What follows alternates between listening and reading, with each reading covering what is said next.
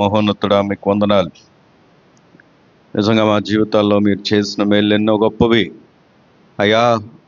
అవి ఎంత గొప్పవి అనగా ప్రభువా, మేము ఇంకా 2025వ సంవత్సరం నూతనమైనటువంటి వాగ్దానముతో అయ్యా మీరు మమ్మలను నూతన సంవత్సరంలోకి నడిపించారు. ఈ పునరుద్ధానం, ఈ సంవత్సరపు ప్రారంభపు పునరుద్ధానం అయ్యా మాతో మీరు ఉన్నారని, ఎన్నో మేలులు మీరు జరిగించారని మేము స్తుతిస్తున్నాం, కృతజ్ఞతలు చెల్లిస్తున్నాం. నీ బిడ్డల యొక్క సాక్ష్యాల్లో మీరు ఉన్నారు. వారి అవస్థలో కూడా మీరు తోడుగా ఉండి క్షేమాన్ని మనం ప్రార్థన చేస్తూ ఉన్నాం. ఇంకనో ప్రభు అనేకులు అయ్యా ఇగో తండ్రి నాయన వారి జీవితాల్లో ఎన్నో మేలులు చేశారు అయ్యా. సాక్ష్యంగా పంచుకోవడానికి వారు కూడా ఆశ కలిగి ఉన్నప్పుడు అయ్యా వారి హృదయంలో జరుగుతున్నటువంటి ఆ యొక్క ఆశను మీరు నాయన ప్రభు దీవెనకరంగా చేస్తున్నందుకు కూడా స్తోత్రాలు. దేవా, నిన్ను ఆరాధించుటే మా జీవితాలకు దొరికిన గొప్ప ధన్యత. ఈ సమయం ముందు ప్రభు వాక్యమే ఉన్న దేవుడిగా మాతో మీరు మాట్లాడండి.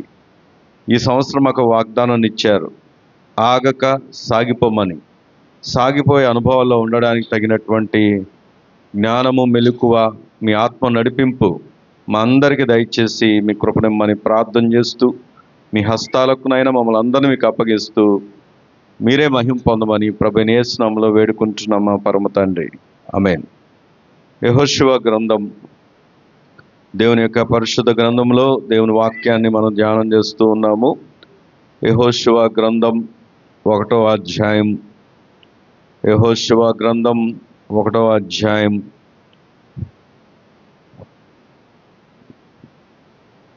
Page number 177. నేను చదువుతున్నాను మొదటి అధ్యాయము నుండి.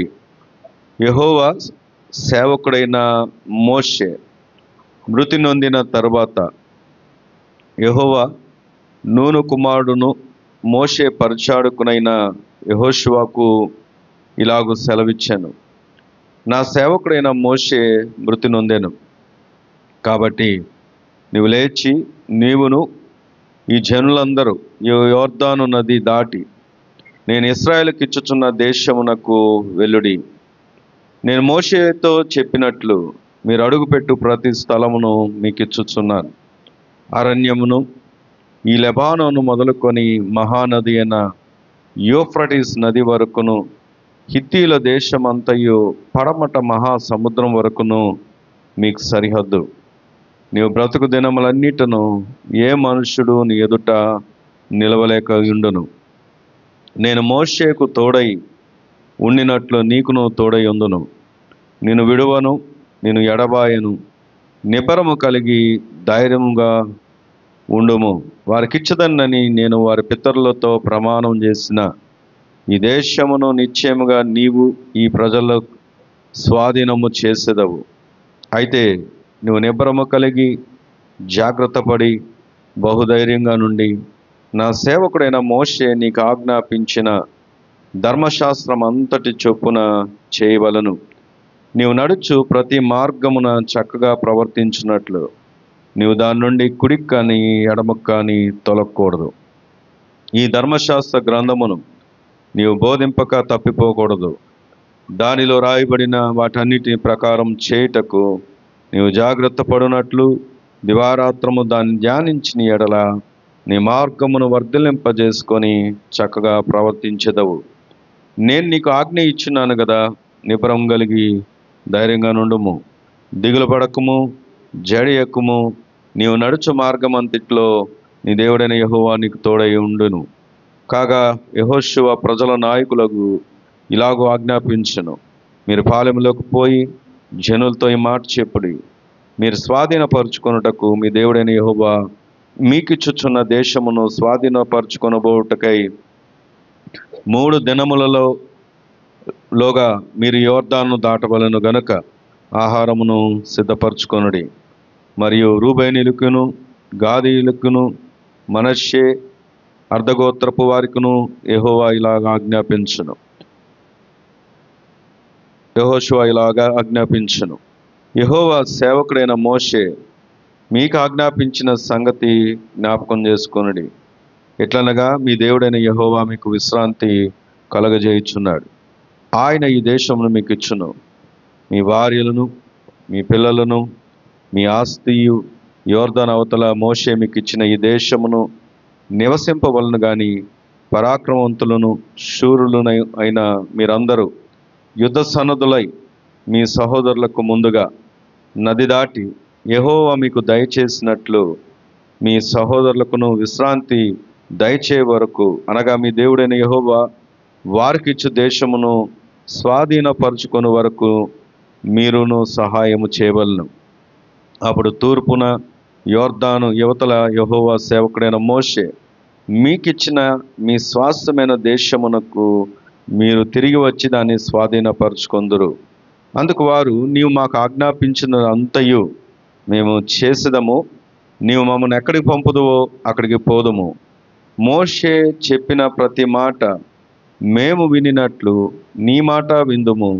నీ దేవుడైన యెహోవా మోషేకు తోడైయున్నట్లు నీకును తోడైయుందునుగాక.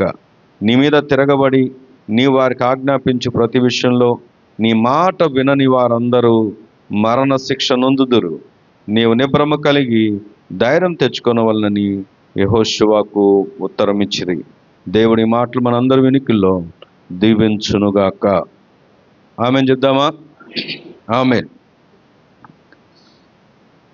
మొదటి పునరుద్ధానం 2025వ సంవత్సరం దేవుడు మనని ప్రవేశింపజేసి, అలాగే సంవత్సరపు ప్రారంభంలో దేవుడు ఒక వాగ్దానాన్ని మనకిచ్చాడు.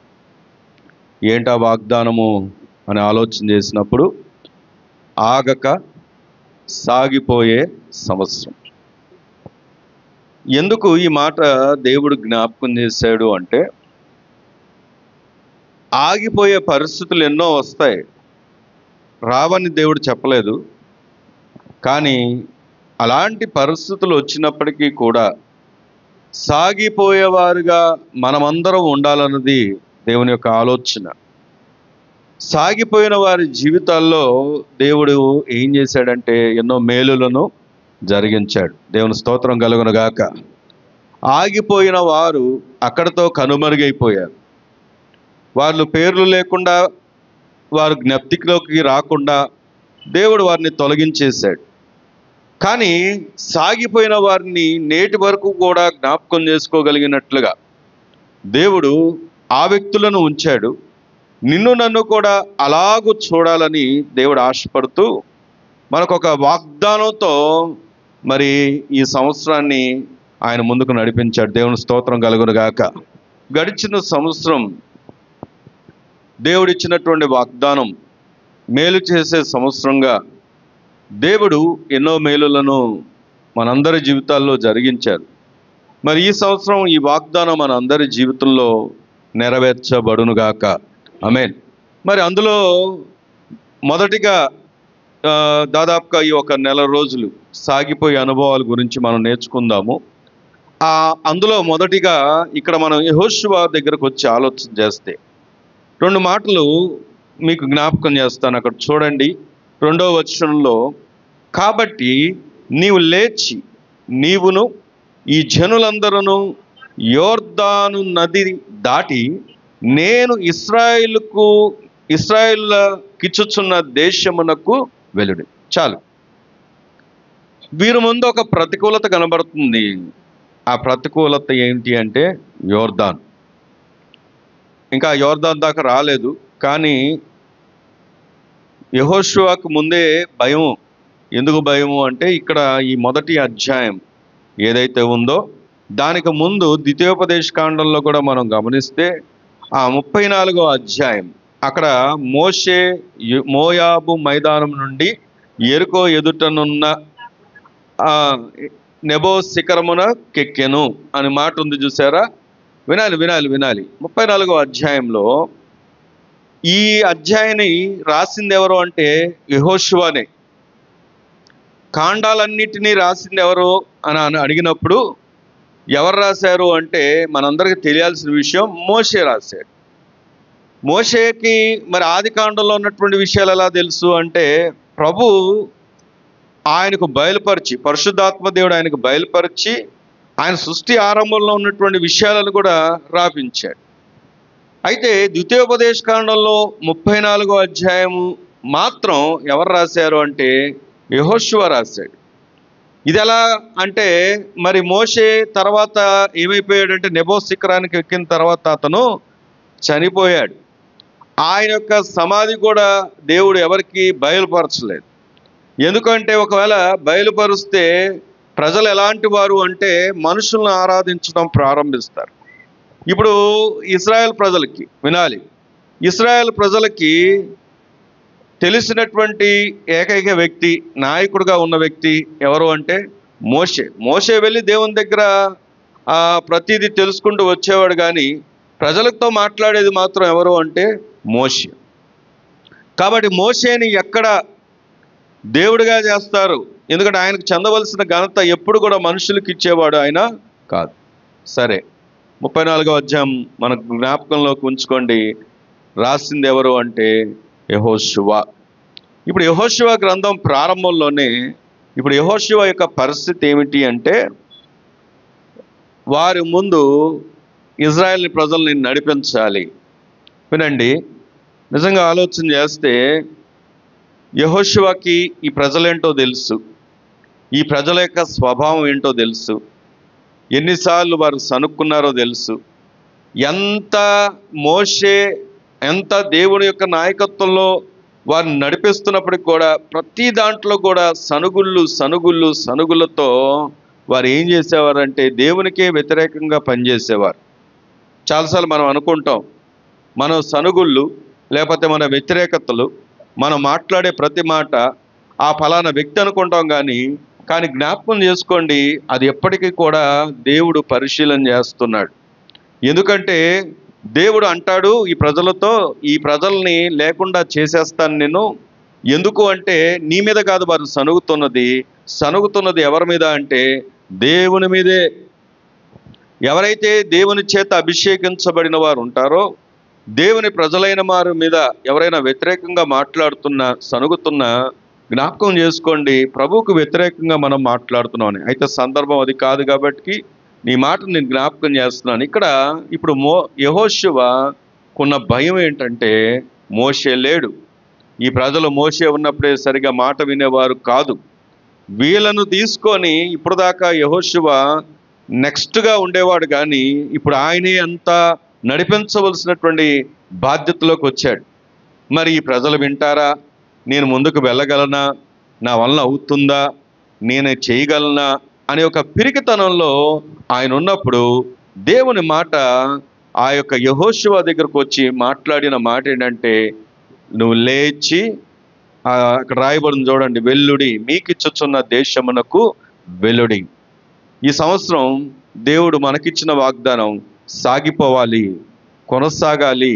ఇక్కడ ఉన్నటువంటి యెహోషువ ఒకవేళ మోషే లేడు అని ఆగిపోతే యెహోషువ కానీ ఇశ్రాయేల్ ప్రజలు కానీ వాగ్దాన దేశానికి వెళ్ళేవారు కాదు.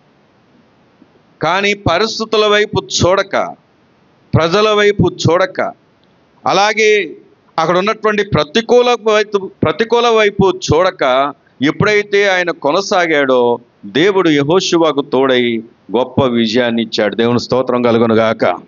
కాబట్టి ఈరోజు వాక్యం దగ్గరకు వచ్చి ఆలోచన చేస్తే, ఆగక సాగిపోయే సంవత్సరంలో సాగిపోవడానికి యెహోషువ జీవితంలోంచి కొన్ని వాక్య సత్యాలను మనము నేర్చుకోబోతున్నాం.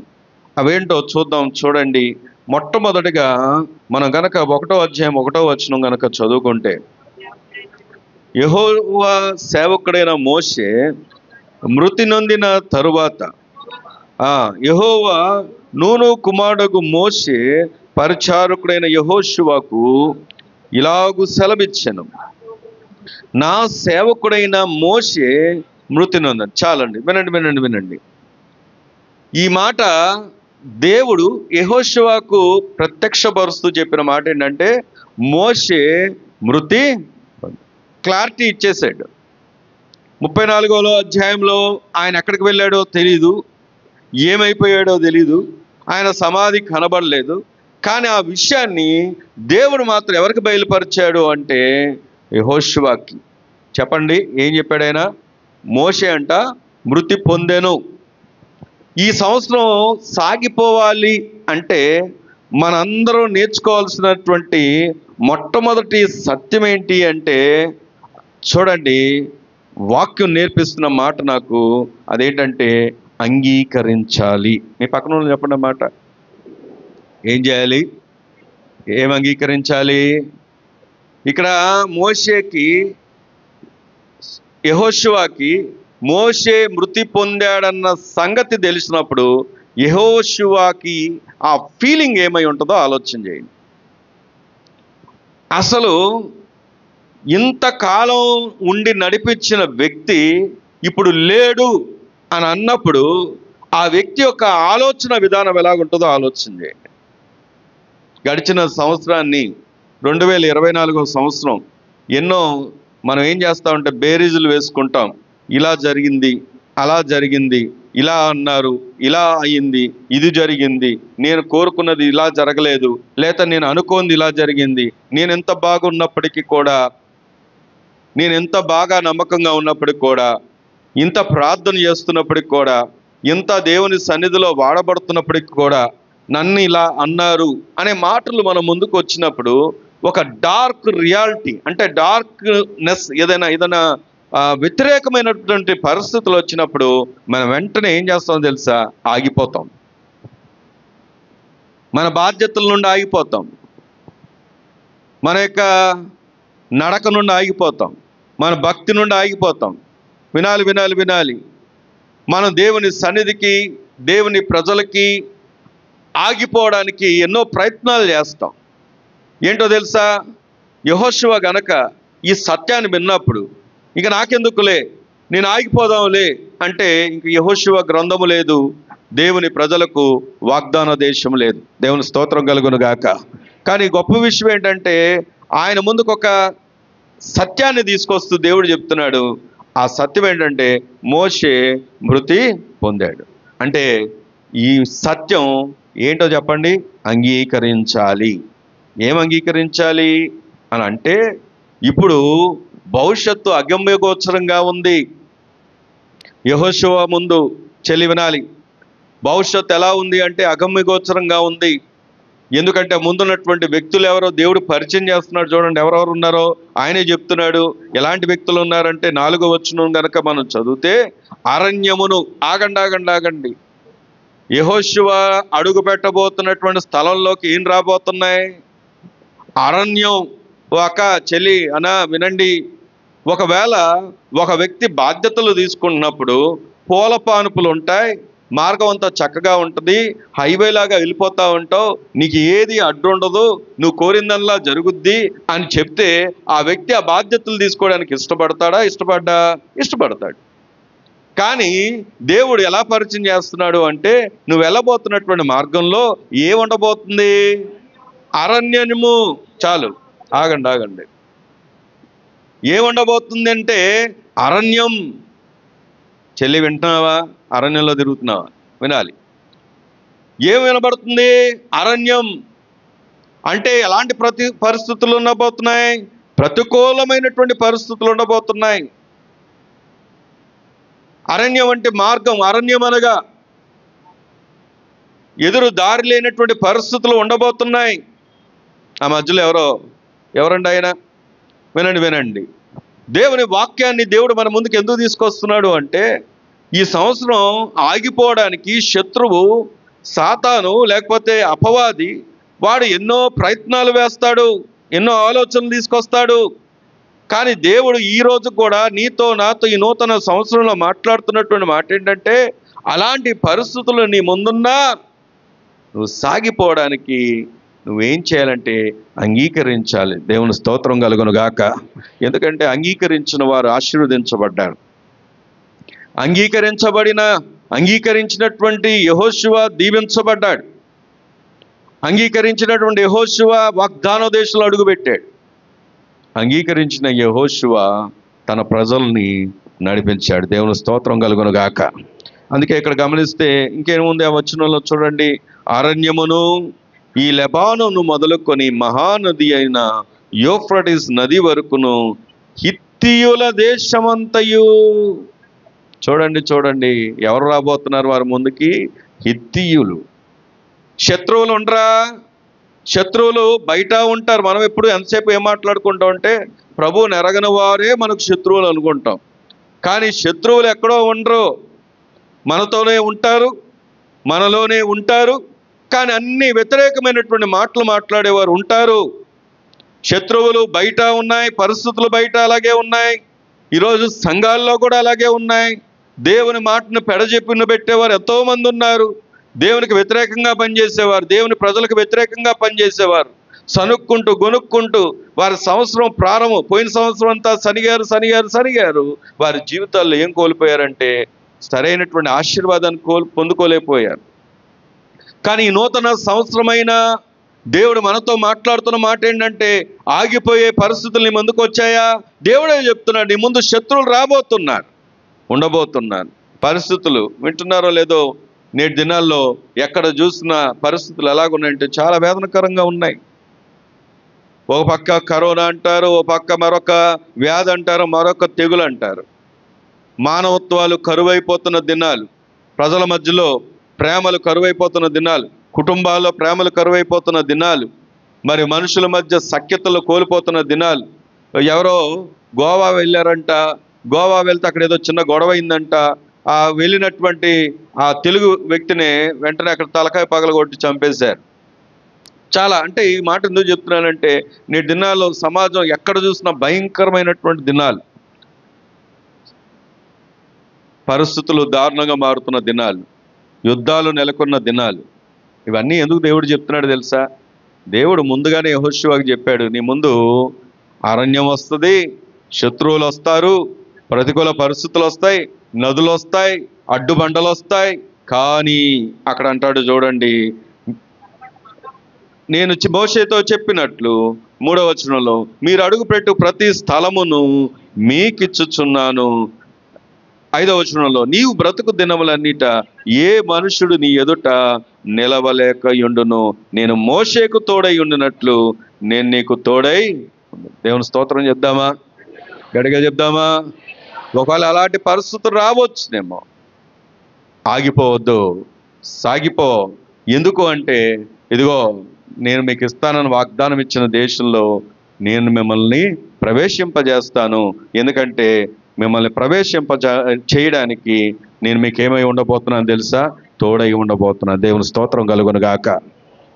ఓ బిచ్చగాడంట రోజు తన పరిస్థితిని బట్టి ఇక దేవుణ్ణి అడిగాడంట. ఒక రోజు వేదంతో వచ్చి, దేవా ఏంటి నా పరిస్థితి ఇంతేనా, నన్ను ఆదరించేయ, ఏదన్న విషయంలో నాకు సహాయం చేయవయ్యా అంటే వెంటనే ఒక గోను సంచి పడిందంట.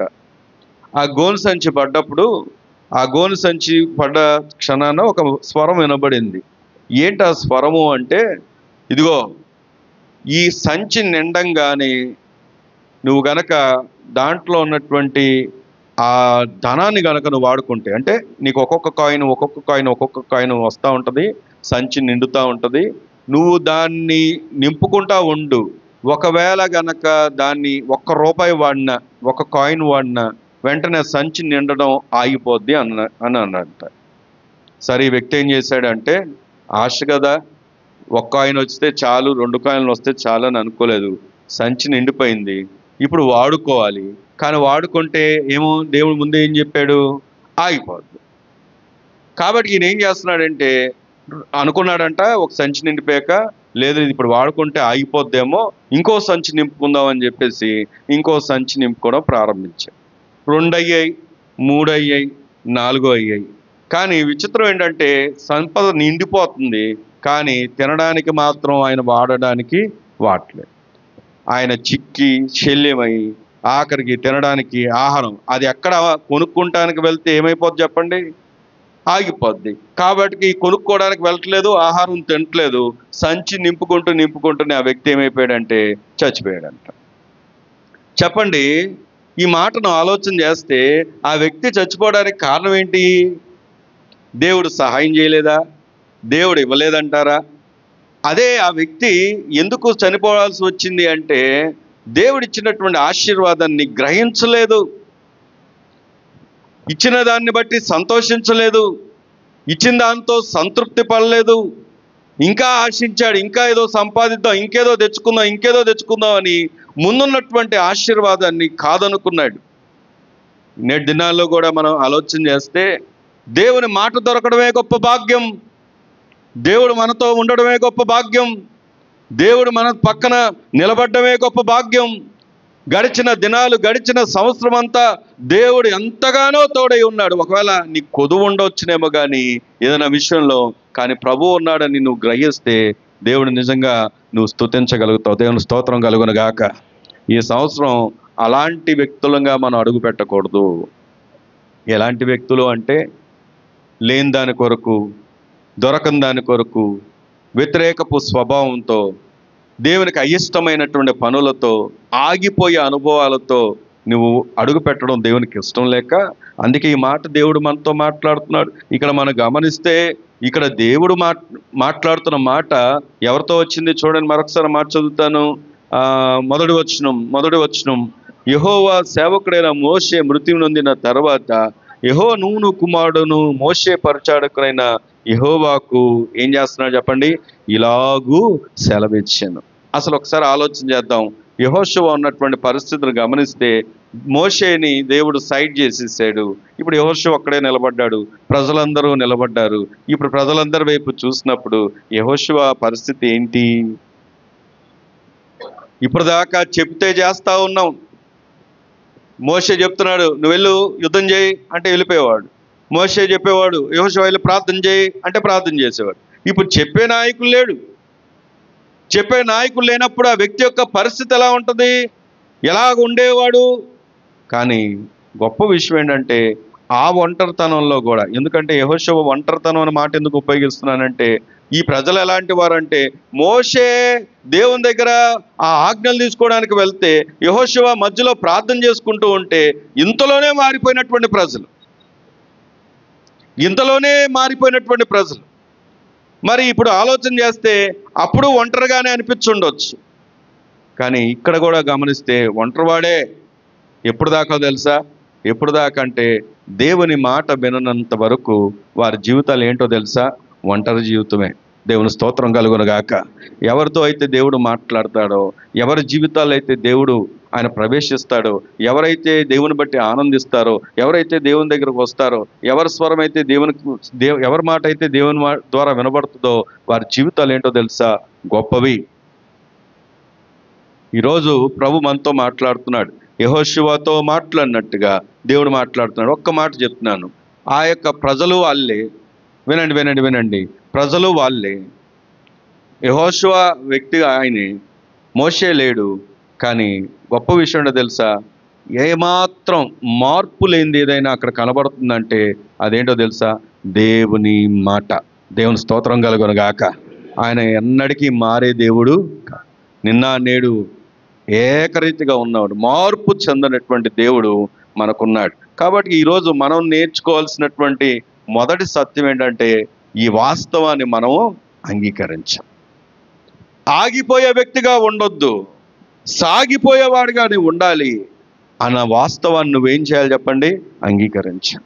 నీ ముందు ప్రతికూలతలు వస్తాయి, వ్యతిరేకతలు వస్తాయి, కష్ట పరిస్థితులు వస్తాయి. కానీ దాంట్లో కూడా నీతో దేవుడు ఉండడానికి ఇష్టపడుతున్నాడన్న సంగతిని నువ్వు అంగీకరించాలి. దేవుణ్ణి కలిగిన వారి జీవితంలో దేవుడు ఉన్నతమైనటువంటి ప్రణాళికలు ఉన్నాయన్న సంగతిని నువ్వు ఏం చేయాలి చెప్పండి? అంగీకరించాలి. మీ పక్కన చెప్పండి అంగీకరించాలని చెప్పండి. మరి ఇక్కడ గమనిస్తే దేవుని వాక్యం దగ్గరకు వచ్చి ఆలోచన చేసినప్పుడు ఆయన అన్నాడు 2వ వచనంలో, కాబట్టి నీవు లేచి నీవును ఈ జనులందరూ యొర్దాను నది దాటి నేను ఇశ్రాయేలులకు ఇచ్చుచున్న దేశమునకు చెప్పండి వెళ్ళుడి. దేవుడు కోరుకునేది ఒకటే మీ దగ్గర నుండి, మనందరి దగ్గర నుండి. ఏంటంటే ఒబీడియన్స్. అంటే ఏంటో తెలుసా? విధేయత. పక్కన వాళ్ళు చెప్పండి మాట. ఈ సంవత్సరం ఏ విషయంలో విధేయత ఉండాలి అంటే, దేవుని మాటకు మనము లోబడాలి. దేవుని మాటకు మనము లోబడాలి. ఆయన నీకు తోడై ఉంటానని చెప్పాడు. ఆయన మాటకు నువ్వేం చేయాలి చెప్పండి? విధేయత చూపించాలి. దేవుని స్తోత్రం కలుగును గాక. మనుషులకు విధేయత చూపించినా చూపించకపోయినా దేవునికి విధేయత చూపించిన వారి జీవితంలో ఆటోమేటిక్గా ఏం చేస్తారో తెలుసా? మనుషులకు కూడా విధేయత చూపిస్తారు. అందుకే దేవుని వాక్యం దగ్గరకు వచ్చి ఆలోచన చేస్తే రండి, రెండో విషయాన్ని కూడా నేను జ్ఞాపకం చేస్తాను. అదేంటి అంటే 3వ వచనం చదువుకుందాం. నేను మోషేతో చెప్పినట్లు మీరు అడుగుపెట్టు ప్రతి స్థలము మీకిచ్చుచున్నాను. నేను మీరు అడుగుపెట్టు ప్రతి స్థలమును మీకు ఇచ్చుచున్నాను. దేవుని స్తోత్రం చెప్దామా? వాక్యం నాకు నేర్పిస్తున్న సత్యం సాగిపోవడానికి మనకున్నటువంటి మరొక ఆశీర్వాదకరమైనటువంటి మెట్టేంటో తెలుసా? వాగ్దానం. మీ పక్కన ఉన్న చెప్పండి మాట. ఏముంది చెప్పండి? మనకి దేవుడు ఏమిచ్చాడు? మనకి వాగ్దానం ఇచ్చాడు. బైబిల్ చాలా స్పష్టంగా చెప్తుంది, దేవుని ఆకాశములైనా గతించిపోతాయేమో కానీ దేవుని మాట అంట ఎన్నడూ కూడా నిరర్ధకము కానేరదు. దేవుని స్తోత్రం కలుగును గాక. పోయిన సంవత్సరం నాకు ఒక వాగ్దానం వచ్చింది. ఆ వాగ్దానంలో దేవుడు ముందుగానే నాతో మాట్లాడిన మాట ఏంటంటే, నీకు 6 బాధలు కలిగినప్పటికీ కూడా నీ బాధలన్నిటి నుండి నేనేం చేస్తానంటే విడిపిస్తాను, తప్పిస్తానన్నాడు. నిజంగా పోయిన సంవత్సరంలో ఆ వాగ్దానపు నెరవేర్పు జరగలేదంటే జరిగింది. కానీ దేవుడు అంతిమంగా నాకు ఏమిచ్చాడు అంటే విజయాన్నే ఇచ్చాడు. దేవుని స్తోత్రం కలుగును గాక. ఈ సంవత్సరం ఇచ్చిన వాగ్దానాన్ని నేను గమనించినప్పుడు యాస్టీస్గా అక్యురేట్గా నాతో మాట్లాడిన మాట నాకు చాలా స్పష్టంగా అర్థమైంది. ఏంటంటే ఈ సంవత్సరం దేవుడు నాతో అన్నాడు, నువ్వేం భయపడక్కర్లేదు, నిబ్బరంగా ఉండు, ధైర్యంగా నేను నిన్ను నడిపిస్తానన్నాడు. దేవుని స్తోత్రం కలుగును గాక. ఎందుకంటే ఆయన వాగ్దానం ఇచ్చాడా, దాన్ని నెరవేరుస్తాడు. దేవుని స్తోత్రం కలుగును గాక. యెహోషువకున్న ధైర్యం, ఇప్పుడు ఆయనకున్న పరిస్థితి ఏంటి రండి గమనిస్తే 9వ వచనంలో 9వ వచనం చదువుదాం. నేను నీకు ఆజ్ఞ ఇచ్చున్నాను కదా, నిబ్బరము కలిగి ధైర్యముగా నుండుము, దిగులు పడకము, జడియకుము, నీవు నడుచు మార్గమంతట్లో నీ దేవుడైన యెహోవా నీకు తోడై ఉండును. దేవుని స్తోత్రం కలుగును గాక. యెహోషువ, ఒకవేళ నువ్వు భయపడుతున్నావేమో, ధైర్యంగా ఉండు, నిబ్బరంగా ఉండు. ఆజ్ఞ ఇచ్చింది ఎవరు? దేవుడు. ఒకవేళ మనుషుల మాట అనుకోండి. ఒకసారి నేను ఉద్యోగం లేక తిరుగుతున్న దినాల్లో ఒక సేవకుడు దగ్గరికి వెళ్ళాను నేను. ఆయన మంచి పేరున్న సేవకుడు. ఆ రోజుల్లో బిషప్ అజరే గ్రౌండ్స్లో 30,000 మంది పైగా అనేక సంఘాలకి, నేను లాజర్ గారు గన్నవరంలో సేవ చేస్తున్న లాజర్ గారు అప్పుడు ఇంకా సేవకు అక్కడికి వెళ్ళలేదు. మేమిద్దరం కలిసి ఉన్నప్పుడు ఆయన బైబిల్ ట్రైనింగ్లో ఉన్నారు, ఈవినింగ్ బైబిల్ కాలేజ్లో. అమ్మగారు కూడా ఈవినింగ్ బైబిల్ కాలేజ్లో అప్పుడు బైబిల్ ట్రైనింగ్ చేస్తున్నారు. ఆ టైంలో ఆ సేవకుడు దగ్గరికి ఉద్యోగం కోసం, డిగ్రీ అయిపోయింది, ఉద్యోగం కోసం ఆయన దగ్గరికి వెళ్తే ఆయన అన్నారు, ప్రస్తుతానికి మీటింగ్స్ జరుగుతున్నాయి, నా ఆఫీస్ని చూసుకో, ఆఫీస్ని చూసుకున్న తర్వాత నీకు ఉద్యోగం కొరకు నేను ఏదో ఒక ఉద్యోగం ఇప్పిస్తాను అని అన్నారు. సరే ఆయన అన్నారు కదా అని చెప్పేసి బైబిల్ కాలేజ్తో నాకు సంబంధం లేకపోయినా, వీళ్ళందరూ బైబిల్ కాలేజ్ స్టూడెంట్స్, నాకు సంబంధం లేకపోయినా వాళ్ళతో పాటు ఆఫీస్ చుట్టూ తిరుగుతూ ఉండేవాడిని. ఆఫీస్ ఎక్కడ ఉండేది అంటే ఈ సిద్ధార్థ కాలేజ్ దగ్గర ఉండేది, బాయ్స్ కాలేజ్ దగ్గర, ఆర్ట్స్ కాలేజ్ దగ్గర. అయితే ప్రతిరోజు నేను లాజర్ గారు ఆ పోస్టర్లు పట్టుకొని, కెవిన్ వాగ్నర్ గారు అన్న ఒక సేవకుని పిలిచారు అమెరికా నుండి, ఆ పోస్టర్స్ పట్టుకొని, అప్పట్లో నాన్నగారికి టీవీఎస్ షాంపూ ఉండేది, పౌలు గారికి, అమ్మగారు వాళ్ళ హస్బెండ్ గారికి. ఆ టీవీఎస్ షాంపూ తీసుకొని, ఆయన అసలు బండి టచ్ చేయనిచ్చేవాడు కాదు, కానీ అమ్మగారిని బట్టి ఆమె రికమెండేషన్తో ఆ బండి తీసుకొని మేము చాలా మారుమూల ప్రాంతాలకు కూడా వెళ్ళాం. అసలు విజయవాడలో ప్రతి మారుమూల ప్రాంతానికి వెళ్ళి పోస్టర్లు ఇద్దరమే అతికిచ్చి, ఆ గమ్ము తీసుకొని వెళ్ళే వాళ్ళం అతికిచ్చి చాలా తిరిగాం. మీటింగ్స్ జరిగేంత వరకు చాలా ఘనంగా జరిగాయి కూడా మీటింగ్స్ బిషప్ అజరే గ్రౌండ్స్లో. తర్వాత ఇక నేను జాబ్ కోసం నేను అనుకుంటున్నాను, ఇంత చేశాను, ఖచ్చితంగా ఆ జాబ్ ఏదో ఒకటి ఇప్పిస్తారు అని చెప్పేసి వెళ్తే ఫైనల్గా ఒక ఫంక్షన్ పెట్టారు, మీటింగ్స్ బాగా జరిగాయని చెప్పేసి అందరికీ గిఫ్ట్స్ ఇస్తూ నా చేతిలో కూడా ఒక గిఫ్ట్ పెట్టారు. అది ఏం గిఫ్ట్ అంటే అలారం. ఎంత అంటే 50 రూపాయలు, 50 రూపీస్ ఉంటుంది. ఆ రోజుల్లోనే ఒక అలారం చేతిలో పెట్టి టాటా బాయ్ బాయ్ చెప్పారు నాకు. అంటే ఎందుకు ఈ మాట చెప్తున్నానంటే, నేను చాలా ఎక్స్పెక్ట్ చేశా, చాలా కష్టపడ్డా, పొద్దున్న వెళ్ళిపోయేవాళ్ళం, రాత్రి వరకు తిరిగేవాళ్ళం, ప్రతి మూలకి వెళ్ళి పోస్టర్స్ వేసి. నిజంగా అప్పుడు అంత దైవికమైనటువంటి అనుభవాలు కూడా లేదు, ఇంక అప్పటికి రక్షించబడలేదు.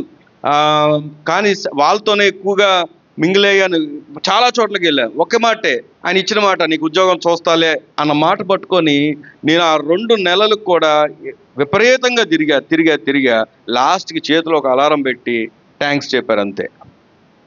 ఇది మనుషుల మాట, ఇది మనుషుల మాట. కానీ బైబిల్లో ఉన్నటువంటి దేవుడు ఇలా మాట ఇచ్చి తప్పే దేవుడు కాదు. ఆయన ఏం చేశాడు అంటే, ఆయన అంటున్నాడు 9వ వచనంలో, నేను నీకు ఆజ్ఞ ఇచ్చున్నాను కదా, నిబ్బరము కలిగి ధైర్యంగా నుండుము, దిగులు పడకము. ఏమండి? జడియకుము, నీవు నడుచు మార్గం అంతట్లో నీ దేవుడైన యెహోవా నీకు తోడై ఉండు. దేవుని స్తోత్రం కలుగునుగాక. కాబట్టి మనం నేర్చుకోవాల్సినటువంటి మరొక సత్యం, సాగిపోవడానికి మనకు అందరికీ ఏముందో తెలుసా? వాగ్దానం. ఏముంది చెప్పండి? మీ పక్కన చెప్పండి, ఏముంది? వాగ్దానం ఉంది. ఇది మనుషులిచ్చిన వాగ్దానాలు కాదు, దేవుడిచ్చినటువంటి వాగ్దానం. అంతవరకు కూడా ఆయన నీకు తోడై ఉంటాడు. అక్కడ అదే రాయబడి ఉంది, భయపడకు, దిగులు పడకు, జడియకు, నీ మార్గం అంతట్లో నేను నీకు తోడు. నేను ఒక మాట అడుగుతున్నాను, ముందే చెప్పాడు కదా యెహోషువతో, ఏమని చెప్పాడంటే, నీ ముందుకు ఏం రాబోతుంది అన్నాడు? అరణ్యం. నేను ఒక మాట అడుగుతున్నాను, ఆ అరణ్యంలో ఒకవేళ అరణ్యం వచ్చింది, కానీ ఎవరున్నారు అక్కడ? దేవుడు ఉన్నాడు. అరణ్యంలోకి వెళ్తే దేవుడు ఉన్నాడు. యోర్దాను ముందు ఎవరున్నారు? దేవుడు ఉన్నాడు. శత్రువులు వచ్చినప్పుడు ఎవరున్నారు? దేవుడు ఉన్నాడు. నువ్వు ఎక్కడికి వెళ్తే అక్కడ ఎవరున్నారు అంటే దేవుడు ఉన్నాడు. ఎందుకంటే ఆయన నీకు తోడై ఉంటానని చెప్పి నేను విడవకుండా నడిపిస్తున్నాడు. దేవుని స్తోత్రం చెప్దామా? ఈ సంవత్సరం మరి మనం సాగిపోవడానికి నువ్వు చూడాల్సింది, మనుషులను చూస్తావా, దేవుని చూస్తావా? మనుషులను చూస్తే ఒక్క స్టెప్ కూడా వేయలేవు. మనుషులను చూస్తే ప్రతిరోజు కూడా నీకు దినదిన గండమే. కానీ నువ్వు దేవుణ్ణి చూసి, దేవుని వైపు చూస్తూ, దేవుని బట్టి నువ్వు కొనసాగినప్పుడు దేవుడు చెప్తున్నాడు, నువ్వు వెళ్ళవలసిన స్థలానికి చేర్చేంత వరకు కూడా నిన్ను నేను విడిచిపెట్టనన్నాడు. దేవుని స్తోత్రం కలుగునుగాక. నేను వచ్చిన కొత్తలో, బైబిల్ ట్రైనింగ్కి వెళ్ళి వచ్చిన కొత్తలో కూడా అమ్మగారు వాక్యం చెప్తా ఉండేవారు. కూడికల్లో కూడా నిలబడడానికి భయం, ఇక్కడ నిలబడడానికి భయం, మాట్లాడడానికి భయం. ఆ టైంలో చాలాసార్లు చాలా మాటలు వినబడతా ఉండేది. ఏమని అంటే, అసలు ఈయన నిలబడతాడా, అసలు ఈయన వచ్చాడా, పారిపోయి వచ్చాడా, ఇలాంటి రకరకాల మాటలు వినబడతా ఉండేది. నాకు ఒకానొక పరిస్థితికి వచ్చేసరికి నాకు నేనే ఏమనుకుని ఆలోచన చేశాను, నిజంగానే దేవుడు నన్ను పిలిచాడా, లేకపోతే నా సొంత నిర్ణయం తీసుకుని ఏమైనా వచ్చానా అని అనుకున్న సందర్భాలు ఉన్నాయి. ఎందుకంటే నాకు ఎన్నో మాటలు వినబడతా ఉండేవి. తమ్ముడు కాబట్టి, అల్లుడు కాబట్టి నిలబెట్టారు, నిలబడ్డాడు అనే మాటలు ఎన్నో వినబడతా ఉండేది. అతనికి ఏమి రాదు, ఏం తెలియదు, ఊరికే నిలబెట్టారు అనే మాటలు వినబడుతున్నప్పుడు నిజంగా నాకు కూడా ఒక్కొక్క పరిస్థితులు అవి వినగా నాకు కూడా అనిపించింది, నిజంగానే నేను పిలువబడ్డానా, నా సొంతగా నేను వచ్చానా అని ఆలోచన చేసినప్పుడు దేవుడు నాతో సూటిగా మాట్లాడాడు. నేను నిన్ను పిలుచుకున్నాను, నిన్ను నేను నిలబెట్టుకుంటానని. దేవుని స్తోత్రం కలుగునుగాక. ఎంత గొప్ప దేవుడు అంటే, ఆ రోజు మాట్లాడిన తర్వాత ఇక వెనక్కి తిరిగి చూడడం నేను విడిచిపెట్టేశాను. పరిస్థితులు మారలేదా, ప్రతికూలతలు రాలేదా, వ్యతిరేకపు మాటలు రాలేదా? వచ్చాయి. ఇప్పటికి రాలేదా? ఇప్పటికీ వస్తూ ఉన్నాయి. కానీ నేను ఒకటే నమ్మాను, నా దేవుడు నన్ను నిలబెట్టుకున్నాడు, నా దేవుడు నన్ను నడిపించుకుంటాడు. నా ద్వారా దేవుని పని ఏదైతే చేయాలని ఆయన ఎంతకాలం నిర్ణయించుకున్నాడో ఆ కాలం వరకు కూడా నన్ను నడిపించేవాడు ఆయనే నమ్మాను.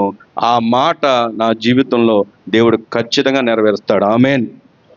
ఇప్పుడు వచ్చిన వాగ్దానం కూడా అది. సరే, ఒక మాట చదివిస్తాను, నాకు వచ్చిన వాగ్దానం ఏంటో చూపిస్తాను. ద్వితీయోపదేశకాండం 31వ అధ్యాయం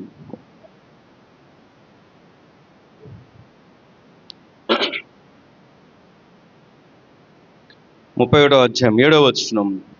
మరియు మోషే యెహోషువను పిలిచి, నీవు నిబ్బరము కలిగి ధైర్యంగా నుండుము, యెహోవా ఈ ప్రజలకిచ్చుటకు వారి పితరులతో ప్రమాణము చేసిన దేశమునకు నీ వీరితో కూడా పోయి దానిని వారికి స్వాధీనపరచవలను.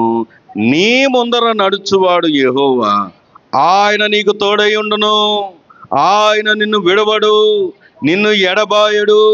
భయపడకము, విస్మయమొందకమని ఇశ్రాయేలు అందరి ఎదుట అతనితో చెప్పిన. గడిగ దేవుని స్తోత్రం చెప్దామా?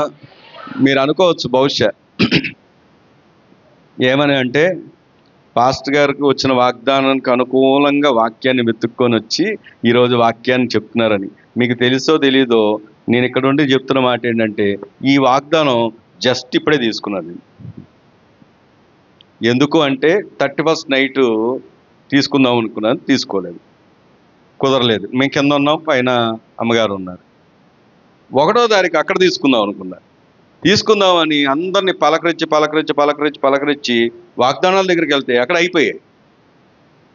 మధ్యలో తీసుకోవడానికి ఇంకా తీసుకుంటే మందిరంలోనే తీసుకోవాలి.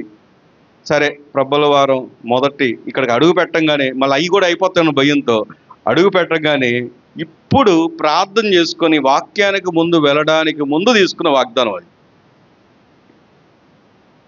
ఇప్పటికిప్పుడు సిద్ధపడిపోయాను అంటారా? చెప్పండి. కానీ దేవుడు ఏ వాగ్దానాన్ని అయితే నాతో మాట్లాడారో అదే వాక్యాన్ని నా ముందు మొదటగానే తీసుకొని వచ్చాడు. దేవుని స్తోత్రం కలుగునుగాక. ఎంత గొప్ప దేవుడు! అక్కడ అంటున్నాడు, ఇశ్రాయేలు అందరి ఎదుట. ఏ ప్రజలు, ఎలాంటి ప్రజలంటే అందులో మంచి ప్రజలు ఉన్నారు, సహకరించే ప్రజలు ఉన్నారు, సనుక్కునే ప్రజలు ఉన్నారు, వ్యతిరేకంగా ఉన్న ప్రజలు ఉన్నారు, ప్రతికూలమైన పరిస్థితులు ఉన్నాయి. ఎలాంటి పరిస్థితులు ఉన్నా దేవుడు చెప్పిన మాట, నువ్వు మాత్రం ధైర్యంగా ఉండు, నేను నీకు తోడై ఉంటాను, నిన్ను నడిపించువాడను నేనే. అక్కడ గొప్ప విషయం ఏంటంటే అలాంటి ప్రజలే, కానీ వారిని కూడా నువ్వేం చేస్తావంటే నడిపిస్తావు అని వాగ్దానం ఇచ్చాడు. దేవుని స్తోత్రం చెప్దామా? ఎంత గొప్ప దేవుడు! అదే కదా రాయబడి ఉంది. ఏమంటున్నాడు? వాడిని ఏం విడిచిపెడతానని చెప్పలేదు. ఏమంటున్నాడంటే చూడండి 7వ వచనంలో, మరియు మోషే యెహోషువను పిలిచి, నీవు నిబ్బరము కలిగి ధైర్యంగా ఉండు, యెహోవా ఈ ప్రజలకిచ్చుటకు వారి పితరులతో ప్రమాణం చేసిన దేశమునకు నీ వీరితో కూడా పోయి దానిని వారికి ఏం చేస్తావు చెప్పండి. వాగ్దానం ఎవరికి ఉంది? వాగ్దానం ఎవరికి ఉంది? చక్కగా చదవండి. వాగ్దానం ఎవరికి ఉంది? వాగ్దానం ఎవరికి ఉంది? ఇజ్రాయెల్ ప్రజలకు ఉంది. వారి పితరులతో దేవుడు చెప్పిన వాగ్దానం, అందులో యెహోషువ కూడా ఉన్నాడు. కానీ ప్రత్యేకంగా ఏం చెప్తున్నాడంటే, వారి పితరులకు నేను ఇచ్చినటువంటి వాగ్దానాన్ని నేను జ్ఞాపకం చేసుకుంటూ ఈ ప్రజలందరినీ కూడా నువ్వు నడిపిస్తావు, ఈ ప్రజలందరినీ కూడా దానిని నువ్వేం చేస్తావంటే స్వాధీనపరుస్తావు. ఆమేన్. ఇక్కడ స్వాధీనపరిచేది మాత్రం ఎవరో తెలుసా? యెహోషువనే. దాని అధికారం ఇచ్చింది ఎవరు అంటే దేవుడు. దేవుని స్తోత్రం చెప్దామా? గట్టిగా చెప్దామా? ఈ ప్రజలు ఆ వాగ్దానంలో ఉండాలంటే ఆ నాయకుడు ద్వారానే సాధ్యం. ఆ దేవుడు నియమించుకున్న నాయకుడి ద్వారానే సాధ్యం. అందుకే దేవుడు ఈరోజు కూడా మనతో మాట్లాడుతున్న మాట ఏంటంటే, ఆగిపోకుండా సాగిపోవాలని ఒక నిర్ణయం తీసుకుంటే మొదట మీ సేవకులతో నడవండి, మొదట మీ సేవకులతో అనుబంధం కలిగి ఉండండి. దేవుడు ఏ వ్యక్తులనైతే నియమించాడో, అది ఎవరైనప్పటికీ దేవుడు ఎవరినైతే నియమించాడో ఆ వ్యక్తి ద్వారానే ఆ యొక్క కుటుంబాలకి ఏముందంటే ఆశీర్వాదం. ఆమేన్. ఇంకా ఒకవేళ వ్యతిరేకమైనటువంటి స్వభావాలు ఎవరికైనా ఉంటే, ఈ మాట ఎందుకు చెప్తున్నాను అంటే, నూతన సంవత్సరం ప్రభు బల్ల ఆరాధన మనం పరిశీలన చేసుకొని ఇంకా వ్యక్తిగతంగా ఎవరి మీదైనా ఎవరికైనా వ్యతిరేకతలు ఉంటే ఒప్పుకునే సమయం ఇది. దేవుని ఎదుట దేవుని దృష్టికి దోషులుగా ఉండక ఒప్పుకునే సమయం ఇది. ఒకరినొకరు క్షమించుకొని, ఎందుకంటే వాక్యం చాలా స్పష్టంగా చెప్తున్న మత్తయి సువార్తలో ఉంది 6వ అధ్యాయంలో. ఏంటో తెలిసే, మీరు మనుషుల అపరాధములను క్షమించిన ఎడల ఆయన మీ అపరాధాలను ఏం చేస్తాడంట? క్షమిస్తాడంట. దేవుని స్తోత్రం కలుగునుగాక. కాబట్టి మనం అందరం ఒక ఫ్యామిలీ. నా చిన్న ఫ్యామిలీలోనే, నాకున్న 3 పిల్లల్లోనే నేను కోరుకున్నట్లుగా 3 ఉంటారా అంటే ఉండరు. ఇది పెద్ద ఫ్యామిలీ. కొన్ని పొరపచ్చులు, కొన్ని సమస్యలు, కొన్ని వ్యతిరేకతలు, కొన్ని బాధలు, కొన్ని అయిష్టాలు ఉంటాయి.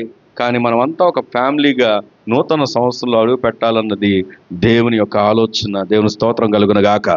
ఆగిపోక సాగిపోయే సంవత్సరం. దాని కొరకు మొదటగా మనం నేర్చుకోవాల్సిన సత్యం ఏంటంటే అంగీకరించాలి. రెండవది చెప్పండి, వాగ్దానాన్ని నమ్మాలి, విధేయత చూపించాలి. మూడో విషయంతో ముగిస్తాను. రండి దేవుని వాక్యం దగ్గరకు వచ్చి ఆలోచన చేస్తే, మూడవది 1వ అధ్యాయం 6వ వచనం చదువుదాం. యెహోషువ గ్రంథం. నేను విడువను, నేను ఎడబాయను, నిబ్బరము కలిగి ధైర్యంగా నుండుము. వారికి ఇచ్చదనని నేను వారి పితరులతో ప్రమాణం చేసిన ఈ దేశం నిశ్చయముగా నీవు ఈ ప్రజల స్వాధీనము చేసేదవు. చూడండి, వాగ్దానం అందరిదైనప్పటికీ కూడా క్లియర్గా అక్కడ రాసింది ఏంటంటే, నేను నిన్ను విడువను. ఈ సంవత్సరం నువ్వు సాగిపోవాలంటే కేవలం సమూహంలో సాగిపోతే సరిపోదు. నీవు గ్రహించాల్సిన విషయం ఏంటంటే, నువ్వు వ్యక్తిగతంగా దేవునికి దగ్గర అయిపోవాలి. నీ పక్కన చెప్పండి, వ్యక్తిగతంగా దేవుని దగ్గర అవ్వాలని. ఏమైపోవాలి చెప్పండి? అంత ప్రజల్లో ప్రత్యేకంగా ఒక వ్యక్తికే దేవుని మాట వినబడింది. అందరికి వినబడిందా? అందరికి వినబడిందా? అందరికి వినబడలా. యెహోషువనే ఎన్నిక చేశాడు దేవుడు, యెహోషువతోనే మాట్లాడాడు దేవుడు, యెహోషువకే వాగ్దానాన్ని ఇస్తూ ఉన్నాడు. మరి ఎంతమంది ప్రజల్లో ఎంత సమూహంగా మనం వచ్చినా వ్యక్తిగతంగా దేవుని యొక్క ఆశీర్వాదాన్ని నువ్వు పొందుకోవాలి. ఆమేన్. వ్యక్తిగతంగా ఒక తీర్మానం కలిగి ఉండాలి. వ్యక్తిగతంగా దేవునితో నడవడం ప్రారంభించాలి. వ్యక్తిగతంగా దేవుని వాగ్దానాన్ని ఎత్తిపట్టాలి. వ్యక్తిగతంగా దేవుని దగ్గర మోకాలు వేయాలి. వ్యక్తిగతంగా ప్రార్థన చేయాలి. వ్యక్తిగతంగా వాక్యాన్ని చదవాలి. వ్యక్తిగతంగా నేనున్నాను పాస్టర్ గారు, అమ్మగారు, ఈ సంవత్సరం నేను ఒక తీర్మానం తీసుకుంటున్నాను, నేను దేవునితో ఇంకా ఎక్కువగా నడవడానికి ఇష్టపడుతున్నాను, ఎనీ టైం నేను నిలబడడానికి ఇష్టపడుతున్నానని ఒక తీర్మానం తీసుకుంటే, ఇదిగో చూడండి, ఆయన అంటాడు, ఏమంటున్నాడు చెప్పండి? నిన్ను విడువను, నిన్ను ఎడబాయను, నిబ్బరం కలిగి ఏంటంటున్నాడు ఆయన? ధైర్యంగా ఉండుము. దేవుని స్తోత్రం కలుగును గాక. ఈ సంవత్సరం ఎక్కడ నిన్ను ఆగిపోనివ్వడు. ఆమె చెప్దామా? నిన్ను సాగిపోవడానికి కొనసాగించుతూ నీ ద్వారా అద్భుతమైనటువంటి కార్యాలు, దేవుని రాజ్యం ఈ సంవత్సరం ఆయన కట్టబోతున్నాడు. ఆమేన్. నిజంగా గత సంవత్సరం, నేను ముగింపులోకి వెళ్ళిపోతున్నాను, గత సంవత్సరం అసలు క్రిస్మస్ సీజన్ ఎంత ఘనంగా జరిగింది అంటే, అసలు మన సంఘంలో ఎన్ని మార్పులు వచ్చేసాయో. ఏమండి, అసలు మనమే అన్నీ పెట్టుకొని, మనమే అన్ని స్థలాలకు వెళ్ళి, అనేక ప్రాంతాలకు వెళ్ళి సువార్త పంచిపెట్టి, అంటే నిజంగా చెప్పాలంటే మనం ఇది ఎప్పుడో చేయాలి, కానీ దేవుడు అభివృద్ధిలోకి తీసుకొస్తున్నాడు అని చెప్పడానికి ఒక్కొక్క మెట్టు ఎక్కిస్తూ ఉన్నాడు. దేవుడు ద్వారాలు తెరుస్తున్నాడు, అద్భుతమైన కార్యాలు చేస్తున్నాడు. నమ్మండి, ఈ సంవత్సరం నువ్వు సాగిపోవాలని ఒక తీర్మానం తీసుకుంటే ఈ సంవత్సరం నిన్ను గొప్ప దీవెనకరంగా ఉంచబోతున్నాడు. ఆమేన్. సంఘాన్ని దీవెనకరంగా ఉంచబోతున్నాడు. ఈ సంవత్సరం మనందరి ప్రార్థన ఏమై ఉండాలి అంటే, నేను మళ్ళీ మాట ఎందుకు చెప్తున్నా అంటే, మనందరి ప్రార్థన ఈసారి ఆ టెంట్లు వేసి, ఈ అడ్జస్ట్మెంట్లు చేసి, అటేసి ఇటేసి కాదు, మనమందరం సువిశాలంగా, సంతోషంగా ఒక పక్క పర్మనెంట్ బిల్డింగ్, పర్మనెంట్ పక్క ఏం చేయాలి చెప్పండి? కట్టడంతో దేవుని ఆరాధించాలి. ఆమేన్ చెప్దామా? ఏంటి ఇక్కడికి వచ్చేసరికి ఎవరు ఆమని చెప్పట్లేదు? లేకపోతే ప్రతిసారి ఆ టెంట్ల సైజులు చెప్పి, అటు తిప్పి ఇటు తిప్పి, అటు చేసి ఇటు చేసి, ఈ అడ్జస్ట్మెంట్లు అన్నీ కాదు. ఈ సంవత్సరం మనం చక్కగా, మనం క్రిస్మస్ అనగానే టక్కున పెట్టేసుకోవాలి, 31st అనగానే టక్కున పెట్టేసుకోవాలి. అలాంటి విశాలంగా జరగండి అని చెప్పి పాపం కొత్తగా వచ్చిన వారిని ఇబ్బందులు పెట్టకుండా మనకు ప్రతి సిస్టమ్ కూడా దేవుడు సమకూర్చునుగాక. ఆమె దాని కొరకు మనం అందరం ఈ సంవత్సరం నుండి ఏం చేద్దామంటే ప్రార్థన చేద్దాం. మరి ఈ సంవత్సరం సాగిపోయేవారుగా, ఆయన అంగీకరించిన వారంగా, ఏమండి, ప్రభు మన కొరకు ఈ భూమి మీదకి వచ్చాడు, రక్షించడానికి ఆయన రక్షణకర్తగా ఉన్నాడు. అంగీకరిద్దాం, దేవుని వాగ్దానం నమ్ముదాం, దేవుని కొరకు వ్యక్తిగతంగా కొనసాగిపోదాం. దేవుడు అట్టి కృప మనందరికి అనుగ్రహించి దీవించునుగాక. ఆమేన్. ప్రార్థన చేసుకుందాం. ఆగిపోక సాగిపో పాశ్చాత్తాపం పొందారు. పరిపూర్ణమైన మారు మనసు పొందారు. పడిన చోట నుండి లేవనెత్తబడ్డారు. కృంగిన చోట నుండి లేవనెత్తబడ్డారు. వారు వెనుకకు మరలక ముందుకు నడచసాగారు. అయ్యా అయ్యా వారు నాయన నిశ్చయముగా నీ చేత వారు ఆశీర్వదించబడ్డారు. నీ వాగ్దానం చేతపట్టి పరుగెత్తారు నాయన, పరుగు తుదముట్టించారు. అయ్యా ఇదిగో తండ్రి, ఈ కర్మేల్ ఫెయిత్ హోమ్ మినిస్ట్రీలో నీ వాగ్దానం నెరవేర్చండి. సాగిపోయే సంవత్సరముగా నాయన, నా తండ్రి, పాలు తేనెలు ప్రవశించే సంవత్సరం ఇది. సమృద్ధిని పొందుకునే సంవత్సరం ఇది. అభివృద్ధి పొందుకునే సంవత్సరం ఇది. ఆరోగ్యాలు పొందుకునే సంవత్సరం ఇది.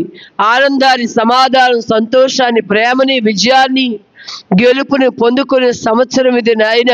నాయన నాయన అయ్యా నీ కృప ఎంబడి కృపనుంది, కృపకి సాక్షుడిగా నిలిచి ఉండే సంవత్సరం నాయన ఈ 2025. అయ్యా తండ్రి, కుమార ఆత్మదేవుడా, మీరు మాకు అనుగ్రహించినందుకు కృతజ్ఞతాస్తోత్రములు. మా ప్రాణాత్మ దేహములకు నాయన తండ్రిగా, దేవుడిగా, ప్రభువుగా నాయన అమూల్య రక్త ప్రోక్షణంతో నింపి మాకు అఖాండమైన విజయముతో నాయన మమ్మలను, మా కుటుంబాలను, మా బిడ్డలను నాయన మాకు కలిగి ఉన్నదంతయు నాయన సాగినట్లుగా, వర్ధిల్లినట్లుగా, విజయం పొందినట్లుగా నీ కృప నింపే సంవత్సరంగా ఈ 2025 నాయన ప్రతి చేత వాగ్దానం నింపినందుకు కృతజ్ఞతాస్తోత్రాలు చెల్లిస్తున్నాం. ప్రభా, ఎలా ఉండాలో, ఎలా ఎంబడించాలో, ఎలా హత్తుకోవాలో, ఎలా ప్రేమించాలో, ఎలా లోబడాలో, ఎలా విధేయత చూపాలో నాయన నాయన ఆనాడు మోషే మాట యెహోషువ విన్నట్లుగా నాయన యెహోషువ విధేయత చూపినట్లుగా నాయన యెహోషువ నాయకుడిగా నాయన నడిపించబడినట్లుగా ఈ దినము నాయన మీ మాట మేము అంగీకరించముగా, సేవగా, వ్యక్తులుగా, కుటుంబాలుగా, సావాసముగా అభిషేకించిన ఆయన గొప్ప దేవుడాని కొందన నా ఎత్తబడిన మాటలు హృదయాల్లో నీరు పెట్టండి.